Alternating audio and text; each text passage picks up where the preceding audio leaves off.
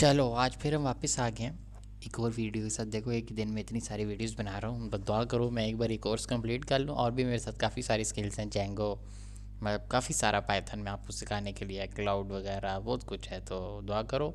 इंशाल्लाह लगा रहा हूँ। ओके सो अब आज हम बात कर रहे हैं वी एस कोड की, ठीक है। वी एस कोड क्या है? वी एस कोड एक्चुअली एक आईडीई है, ठीक है। आईडीई ये होता है कि ऐसे ही कोड लिख रहे थे, हेलो वर्ल्ड का सारी चीज़ें।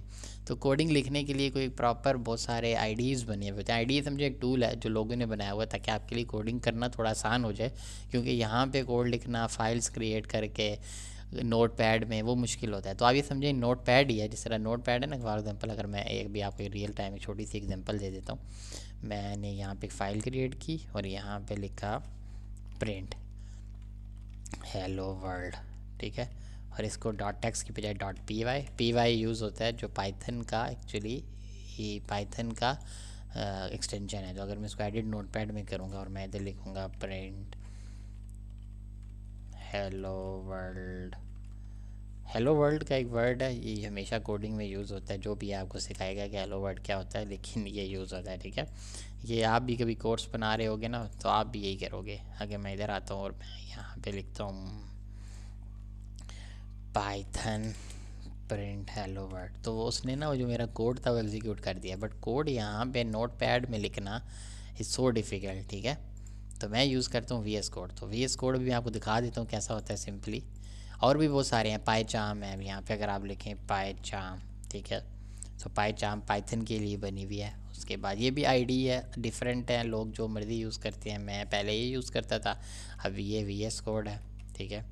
ये विजुअल स्टूडियो कोड ये माइक्रोसॉफ्ट की तरफ से है शायद, यस माइक्रोसॉफ्ट की तरफ से है। उसके बाद यहाँ पे एटम एक है शायद, एटम टेक्स्ट एडिटर, ये बड़े टेक्स्ट एडिटर है, लोग कोडिंग के लिए भी यूज़ कर लेते हैं।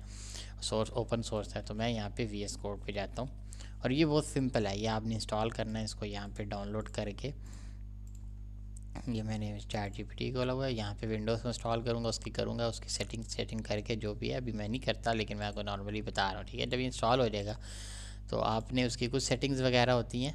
अब अच्छा, अगर अब मैं यहाँ पे आ गया वी एस कोड, जो मैं इधर आऊँगा, इधर वी एस कोड रन करने का एक तरीका होता है, यहाँ शो हो रहा था तो ये open with V S code किया। अब ये पूरे का मेरा एक एनवायरनमेंट खुल गया। इसका सबसे बड़ा फ़ायदा है कि अलग टर्मिनल नहीं खोलने पड़ते, हर चीज़ इधर है। यहाँ पे आपको कुछ इसकी एक्सटेंशन शो हो रही है, यहाँ पे कोड हो रहा है, यहाँ वी एन वी शो हो रहा है। तो इसका टर्मिनल खोलना है, मैं यहाँ आके न्यू टर्मिनल करूँगा। और अगर मैं इस लाइब्रेरी को ओपन करूँ और तो यहाँ पे एक रन का बटन है। ये इस तरीके से लोग रन करते हैं, लेकिन मैं इस तरीके से रन नहीं करता। मैं एक्चुअली टर्मिनल ही यूज़ करता हूँ। ये देखिए यहाँ पे कुछ कर रहा है डिस्कवरिंग वगैरह, लेकिन मैं बंदे क्या करता हूँ, मैंने नीचे एक बार अभी हम देख लेते हैं क्या करता है।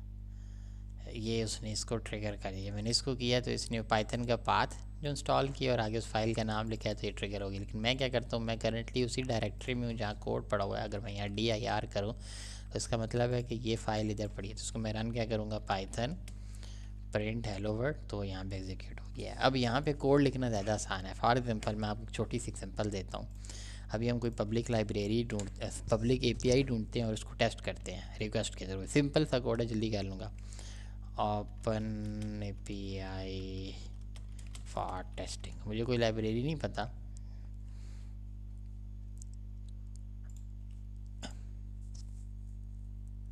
बल्कि काम करते हैं जोक जोक एपीआई फ्री। ये डैड जोक एपीआई है, इसको देखते हैं अगर ये हमें प्रोवाइड करती है नहीं। इसने यहाँ पे एक लिंक बता दिया कि इस लिंक को जब भी ओपन करोगे तो आपके पास आ जाएगी, ये जोक आ गया, ठीक है। अब हम इसको हिट करते हैं और हम देखते हैं कि क्या हुआ है, ठीक है। ये कह रहा है कि चले हम इसको हिट करते हैं पाइथन में। और यहाँ पे देखना एक्चुअली मकसद ये है कि इधर मैंने इम्पोर्ट लिखा, इम्पोर्ट आ गया, आगे मैंने रिक्वेस्ट लिखा तो उसने रिक्वेस्ट दे दिया। मतलब ये आईडी ही हेल्प कर रही है। मैं क्या करूँगा, ये जो है ना ये खुद से लिखा आ रहा है, ये कुछ एआई की टूल है, ये भी आपको ज़रूरत नहीं है, बाद में ज़रूरत आएगी। मैंने क्या किया, rest is equal to response आ रहा है जो एपीआई से, रिक्वेस्ट डॉट गेट, और इसके अंदर मैंने ये लिंक डाल दिया, ठीक है। इसके बाद रिस्पॉन्स डॉट टेक्स्ट करता हूँ और मैं देखता हूँ कि ये क्या आता है मेरे पास।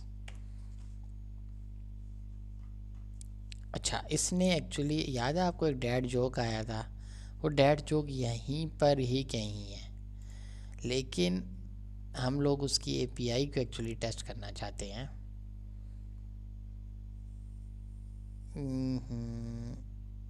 एप्लीकेशन जेसन रिस्पॉन्स भी है। एक मिनट हम ये देखते हैं। अच्छा, ये उसके हेडर में हमें भेजना होता है एक्सेप्ट पैरामीटर के साथ, इसको भी हम कॉल करके पता कर लेते हैं। ठीक है, अभी आपको फ़ौरन मुझे लगता है ऐसे काम करेगा। हमने एक हेडर बनाया, हेडर इज इक्वल, ये सिर्फ कोड है, ये आपको साथ साथ समझ आ जाएगा, ये इसने खुद ही दे दिया हमें। और यहाँ पे जब हम लोग इसको भेजेंगे तो header is equal to header. ठीक है, ये कोड आपको वी एस कोड है, ये आपको वर्ड्स खुद ही बता रहा है, ये सारी चीज़ें आपको समझ आएंगी। हम सिर्फ टेस्ट करना चाहते हैं। This method is not allowed because gate है। अब करते हैं, अब देखो हमारे पास जोक आ गया। ठीक है, अब ये जोक इस वैल्यू पे मैं फॉर एग्जांपल हम करते हैं, ये हमारे पास जोक आया है और ये, और